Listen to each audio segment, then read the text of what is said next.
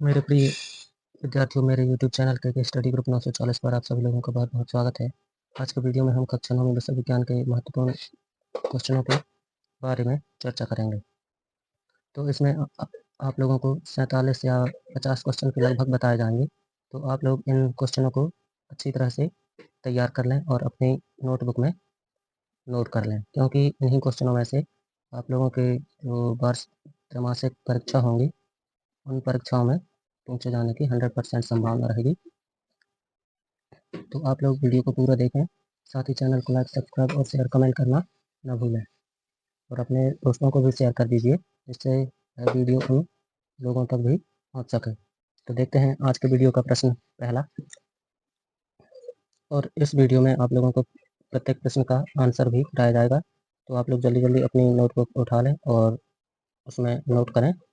तो देखते हैं प्रश्न पहला, पदार्थ की अवस्थाओं के नाम लिखिए। तो पदार्थ जो होता है ये 3 अवस्थाओं में पाया जाता है, तो द्रव और गैस। प्रश्न दूसरा है, गैसों में अंतराणु का आकर्षण बल कम क्यों होता है? तो गैसों में अंतराणु आकर्षण बल जो होता है ये इसलिए कम होता है क्योंकि जो गैसें होती हैं इनके कण दूर दूर होते हैं, जिससे अंतराणु का आकर्षण बल कम होता है। अंतराणु का आकर्षण बल यानी दो कणों के बीच लगने वाला जो आकर्षण बल है, जिसमें दो कण एक दूसरे को आकर्षित करते हैं, तो वह आकर्षण बल कम होता है। प्रश्न तीसरा है, वाष्पीकरण क्या है? वाष्पीकरण को प्रभावित करने वाले कारक लिखिए। तो जो वाष्पीकरण है, वाष्पीकरण मतलब द्रव का छोटी छोटी जल की बूंदों के रूप में परिवर्तित होना वाष्पीकरण कहलाता है। वाष्पीकरण को प्रभावित करने वाले कारक लिखना है। तो इसमें ताप, दाब, आर्द्रता, वायु की गति और सतह का क्षेत्रफल। यदि सतह का क्षेत्रफल ज़्यादा होगा तो वाष्पीकरण की दर ज़्यादा होगी। यदि वायु में आर्द्रता होगी तो वाष्पीकरण की दर कम होगी। ताप, तो ताप बढ़ाने पर वाष्पीकरण की दर भी बढ़ जाती है। प्रश्न चौथा है, गलनांक एवं क्वथनांक क्या होते हैं? तो जो गलनांक होता है एक निश्चित तापमान होता है जिस पर कोई ठोस किसी द्रव में परिवर्तित हो जाता है, उसे हम गलनांक कहते हैं। जैसे बर्फ का गलनांक 273 केल्विन होता है। और क्वथनांक जो है किसी निश्चित तापमान के नीचे जब कोई द्रव उबलने लगता है अर्थात, तो उसे क्वथनांक कहते हैं। जैसे जल का क्वथनांक 373 केल्विन है। प्रश्न 5वां है, ऊर्ध्वपातन क्या है? उदाहरण दीजिए। तो जो ऊर्ध्वपातन होता है इसमें जब हम किसी पदार्थ को गर्म करते हैं तो वह ठोस अवस्था से बिना द्रव में बदले सीधे गैसीय अवस्था में पहुंच जाता है, उसको ऊर्ध्वपातन कहते हैं। और जो कपूर है वो एक ऊर्ध्वपातित पदार्थ है। प्रश्न 6वां, जल का क्वथनांक एवं गलनांक लिखिए। तो जो जल का क्वथनांक होता है वो 373 केल्विन होता है, और गलनांक जो होता है वह 273 केल्विन होता है। प्रश्न 7वां है, गर्मियों में हमें सूती कपड़े क्यों पहनने चाहिए? तो गर्मियों में हमें सूती कपड़े पहनने चाहिए क्योंकि जब हमें पसीना आता है तो उस पसीने में ऊष्मीय ऊर्जा होती है। तो जो सूती कपड़े होते हैं उस ऊष्मीय ऊर्जा को अपने अंदर सोख लेते हैं, और जो पसीना होता है वह वाष्पीकृत हो जाता है और हमें ठंडक प्रदान करता है। प्रश्न 8वां है, यौगिक एवं मिश्रण में अंतर लिखिए। तो जो यौगिक होते हैं इसमें दो पदार्थों का एक निश्चित अनुपात होता है, और मिश्रण में किसी भी अनुपात में मिलाए जाते हैं। यौगिक में अवयव जो होते हैं उनका संगठन एक समान होता है, जबकि मिश्रण में संगठन अलग अलग होता है। यौगिक जैसे नमक, सोडियम क्लोराइड का मिश्रण, सोडियम बाइकार्बोनेट, जल, ये सब यौगिक हैं। और मिश्रण में पानी में हम धूल मिलाते हैं, कीचड़, ये सब मिश्रण के उदाहरण हैं। प्रश्न 9वां है, समांगी और विषमांगी मिश्रण में अंतर लिखना है। तो समांगी और विषमांगी, तो समांगी में कणों का संगठन एक समान होता है, यानी कि जो विलयन होगा वो एक जैसे दिखाई देता है। और जो विषमांगी होता है इसमें कणों का संगठन अलग अलग होता है और इसमें सभी कण पहचाने जा सकते हैं। प्रश्न 10वां है, कोलाइड क्या है? उदाहरण सहित लिखिए। तो जो कोलाइड होता है ये विषमांगी मिश्रण होता है, और इसके कणों का आकार इतना छोटा होता है कि इन्हें हम अपनी नग्न आंखों से नहीं देख सकते। प्रश्न 11वां, कोलाइड क्या है? समांगी और विषमांगी विलयन क्या है? समांगी विषमांगी विलयन क्या है? तो जो विलयन होता है, विलयन बनाने के लिए हमें दो पदार्थों की आवश्यकता होती है, दो चीज़ों की। एक होता है विलायक यानी जल, और दूसरा होता है विलेय पदार्थ जो उसमें घोला जाता है, उसको कहते हैं विलेय पदार्थ। तो विलायक और विलेय मिलकर विलयन का निर्माण करते हैं। तो जो विलयन होता है ये एक समांगी मिश्रण होता है। अब ये जो विलयन है ठोस से भी बन सकता है, द्रव से और गैस से। तो समांगी विलयन इसमें कणों का संगठन एक समान होता है, और जो विषमांगी विलयन होता है इसमें कणों का संगठन अलग अलग होता है। प्रश्न 12वां है, निलंबन क्या है? उदाहरण सहित समझाइए। तो जो निलंबन है ये विषमांगी मिश्रण है, लेकिन हमें समांगी दिखाई देता है क्योंकि इसमें जो कण होते हैं द्रव में समान रूप से फैले हुए होते हैं। जैसे पानी में हम यदि धूल मिला दें तो धूल के कण पानी में अच्छी तरह से फैल जाते हैं। फिर है प्रश्न 13वां, अपकेंद्रण क्या है? तो अपकेंद्रण जो है ये बड़े मतलब जब इसको मथनी देखें यदि हम, तो जो मथनी होती है जब इसको घुमाया जाता है तो जो छोटे कण होते हैं ये ऊपर की तरफ आ जाते हैं और जो बड़े कण होते हैं वो नीचे तली में बैठ जाते हैं। तो ये जो है ये अपकेंद्री सिद्धांत पर कार्य करती है, और जो हमारी वॉशिंग मशीन होती है वो भी अपकेंद्री सिद्धांत पर कार्य करती है। प्रश्न 14वां है, भौतिक एवं रासायनिक परिवर्तन में अंतर लिखिए।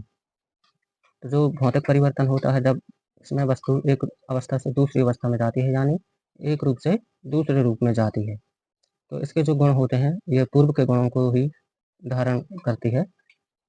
जैसे बर्फ का पानी बनना, पानी का गैस बनना, गैस का द्रव में बदलना और द्रव फिर बर्फ में बदलती है। तो इनकी अवस्था परिवर्तन है, लेकिन जो गुण होते हैं वो जल के ही होते हैं। जबकि जो रासायनिक परिवर्तन है, तो इसमें जब एक पदार्थ जो होता है वो एक अवस्था से दूसरी अवस्था में जाता है तो नए गुणों को धारण करता है। जैसे दूध से जब दही बनता है तो दूध मीठा होता है, और दही जब बनती है तो वह खट्टाई होती है।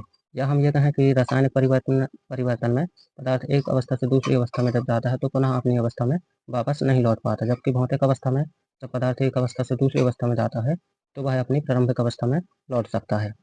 प्रश्न 15वां है, कोलाइड व निलंबन में अंतर। प्रश्न 16वां, कोशिका की खोज किसने की थी? तो कोशिका की खोज रॉबर्ट हुक ने की थी। प्रश्न 17वां है, 3 अंगकों के नाम बताइए जिनका स्वयं का डीएनए या आनुवंशिक पदार्थ होता है। तो केंद्रक, माइटोकॉन्ड्रिया और लवक, ये 3 ऐसे पदार्थ हैं जिनका अपना स्वयं का आनुवंशिक पदार्थ होता है। प्रश्न 18वां है, प्रोकैरियोटिक एवं यूकैरियोटिक कोशिका में अंतर बताना है। तो यहाँ पर इसके लिए एक ट्रिक है जिसकी सहायता से हम प्रोकैरियोटिक और यूकैरियोटिक कोशिकाओं को बड़ी जल्दी से ट्रिक के माध्यम से याद कर सकते हैं, और वह हमारे मस्तिष्क में लाइफ टाइम के लिए बैठ सकती है। तो इसके लिए ट्रिक है लामारी गोली। इसके माध्यम से हम प्रोकैरियोटिक कोशिका और यूकैरियोटिक कोशिका में अंतर करेंगे। प्रश्न 19वां है, पादप कोशिका एवं जंतु कोशिका में अंतर। तो पादप कोशिका और जंतु कोशिका में अंतर बताने के लिए हमें एक ट्रिक के माध्यम से भी अंतर बता सकते हैं। तो रामा को हरि के गाल से यारी, यह इसकी ट्रिक है। प्रश्न 20वां है, माइटोकॉन्ड्रिया को कोशिका का पावर हाउस क्यों कहते हैं? प्रश्न 21वां, माइटोकॉन्ड्रिया के 2 कार्य लिखिए। प्रश्न 27वां, राइबोसोम के कार्य लिखिए। प्रश्न 23वां है, लवक कितने प्रकार के होते हैं? प्रत्येक का नाम लिखना है। तो जो लवक होते हैं ये 3 प्रकार के होते हैं, वर्णी, अवर्णी और हरित लवक। प्रश्न 24वां, लाइसोसोम को आत्महत्या की थैली क्यों कहते हैं? या लाइसोसोम को सुसाइड बैग क्यों कहते हैं? तो लाइसोसोम में 24 प्रकार के एंजाइम्स पाए जाते हैं, और ये एंजाइम इतने एक्टिव होते हैं कि यदि कोई कोशिका क्षतिग्रस्त हो जाती है तो उस कोशिका को भक्षण कर लेते हैं, और कभी कभी ये अपनी ही मृत कोशिकाओं का भक्षण कर लेते हैं। इस कारण से लाइसोसोम को। प्रश्न 25 में, पादप एवं जंतु कोशिका का नामांकित चित्र बनाइए। तो यहाँ पर हमको पादप और जंतु कोशिका का नामांकित चित्र बनाना है। तो आप लोग इन दोनों के चित्र बनाने की प्रैक्टिस कर लीजिए और अच्छी तरह से सीख लीजिए। प्रश्न 26 में है, केंद्रक की खोज किसने की थी? तो केंद्रक की खोज रॉबर्ट ब्राउन ने की थी। प्रश्न 27 में, ऊतक क्या उदाहरण सहित लिखिए। तो ऊतक जो होता है समान कोशिकाओं का समूह होता है जो एक जैसी दिखाई देती हैं, और इनकी उत्पत्ति और रचना और कार्य भी एक समान होते हैं। प्रश्न 28वां है, पादप एवं जंतु ऊतक में 2 अंतर बताइए। प्रश्न 28 में, पादप एवं जंतु ऊतक में 2 अंतर लिखिए। प्रश्न 29वां, स्थायी ऊतक की परिभाषा उदाहरण सहित लिखिए। प्रश्न 30वां है, पैरेन्काइमा ऊतक की 2 विशेषताएं लिखिए। प्रश्न 31वां, कोलेनकाइमा स्क्लेरेन्काइमा ऊतक के कार्य। प्रश्न 32वां है, जाइलम एवं फ्लोएम में पाई जाने वाली कोशिकाओं के नाम लिखिए।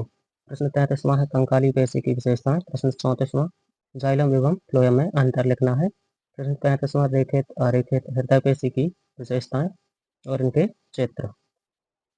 प्रश्न 36वां है, रक्त किस प्रकार का ऊतक है? कार्य लिखिए।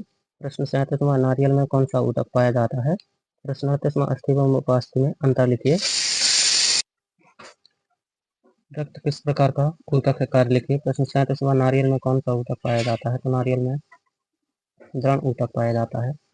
प्रश्न 38वां, अस्थि एवं उपास्थि में अंतर लिखिए। प्रश्न 39वां, तंत्र का ऊतक क्या है? इसके कार्य लिखिए। प्रश्न 40वां है, किसी वस्तु को गति अवस्था में कब कहा जाता है? प्रश्न 41वां, एक समान गति क्या है? प्रश्न 42वां, ऋणात्मक त्वरण क्या है?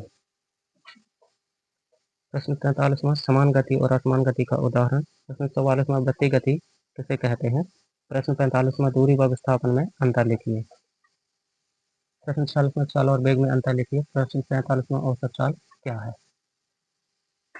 मेरे प्रिय विद्यार्थियों, इन क्वेश्चनों को अच्छी तरह से कंप्लीट कर लीजिए। मिलते हैं अगले